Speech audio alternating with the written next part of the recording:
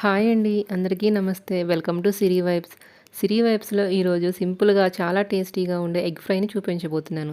ఎలాంటి మసాలాలు యూజ్ చేయకుండా క్విక్‌గా 5 మినిట్స్‌లో ఈ ఎగ్ ఫ్రై ఎలా చేసుకోవచ్చో చూసేద్దామా? ముందుగా మనం ఈ కర్రీ కోసం 3 లేదా 4 ఎగ్స్ బాయిల్ చేసుకొని పక్కన పెట్టుకోవాలి.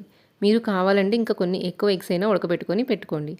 తర్వాత 3 లేదా 4 ఉల్లిపాయలు గ్రేవీ కోసం ఇలా కట్ చేసుకొని పెట్టుకోవాలి. మీకు గ్రేవీ ఎక్కువ కావాలంటే ఆనియన్స్‌ని ఎక్కువ తీసుకొని సన్నగా కట్ చేసి పెట్టుకోండి. ఇప్పుడు మనం బాయిల్ చేసిన ఎగ్స్‌ని పక్కకు తీసి పెట్టుకొని ఇలా ముక్కలుగా కట్ చేసుకోవాలి. ఇప్పుడు స్టవ్ మీద ఒక పాన్ పెట్టుకొని ఒక టీ స్పూన్ ఆయిల్ వేసుకోవాలి. ఆయిల్ వేడైన తర్వాత మనం ముందుగా కట్ చేసి పెట్టుకున్న కోడిగుడ్డు ముక్కల్ని వేసుకోవాలి. ఓన్లీ వైట్ పార్ట్ మాత్రమే వేసుకోవాలి. ఎల్లోది వేసుకోవద్దు.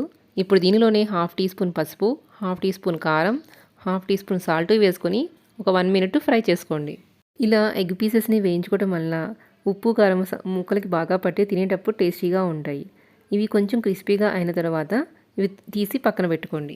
ఇప్పుడు ఇదే ప్యాన్లో ఇంకొక 2 టీ స్పూన్ల ఆయిల్ వేసుకొని దీనిలోనే ఒక హాఫ్ టీ స్పూన్ జీలకర్ర, హాఫ్ టీ స్పూన్ ఆవాలు, 2 రెమ్మల కరివేపాకు వేసుకొని ఫ్రై చేసుకోండి. తాలింపు వేగిన తర్వాత ఇప్పుడు మనం సన్నగా కట్ చేసి పెట్టుకున్న ఉల్లిపాయ ముక్కలను కూడా వేసుకొని ఫ్రై చేసుకోవాలి. దీనిలోనే 2 లేదా 3 పచ్చిమిర్చి మధ్యలోకి కట్ చేసుకొని వేసుకోండి. మీకు ఆయిల్ సరిపోలేదనిపిస్తే ఇంకా కొంచెం వేసుకోండి. ఈ కర్రీకి కొంచెం ఆయిల్ ఎక్కువే పడుతుంది. ఇలా మధ్య మధ్యలో తిప్పుకుంటూ ఉల్లిపాయల్ని బాగా ఫ్రై చేసుకోవాలి. మనం ఎగ్ వేసిన తర్వాత ఎక్కువసేపు ఉడికించాం కాబట్టి ముందుగానే ఆనియన్స్ని బాగా ఫ్రై చేసుకోండి.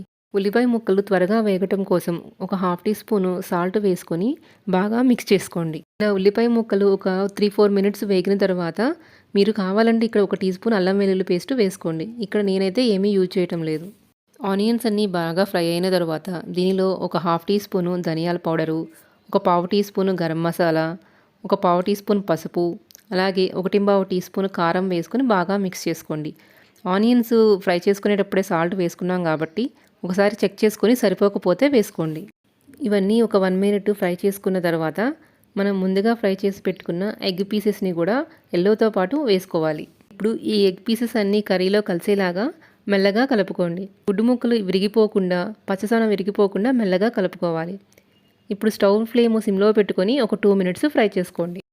వావ్, సూపర్గా ఉంది కదా, చూస్తుంటేనే నోరూరిపోతుంది. ఇప్పుడు చివరిగా కొంచెం కొత్తిమీర జల్లుకొని ఒకసారి మిక్స్ చేసుకొని స్టవ్ ఆఫ్ చేసుకొని వేడివేడిగా సర్వ్ చేసుకుంటే సూపర్ టేస్టీగా ఉంటుంది. ఎగ్ కర్రీని వేడివేడి అన్నంలో సర్వ్ చేసుకొని తింటే గిన్నె మొత్తం ఖాళీ చేసేస్తారు. కర్రీ అయితే చాలా టేస్టీగా ఉందండి. మీరు కూడా ట్రై చేసి ఎలా వచ్చిందో చెప్పండి. అంతేనండి, ఎంతో సింపుల్గా 5 మినిట్స్లోనే ఎగ్ కర్రీ చేసుకోవచ్చు. నా వీడియోస్ కనుక మీకు నచ్చినట్లయితే లైక్ చేయండి, షేర్ చేయండి, సబ్స్క్రైబ్ చేయండి. Thank you.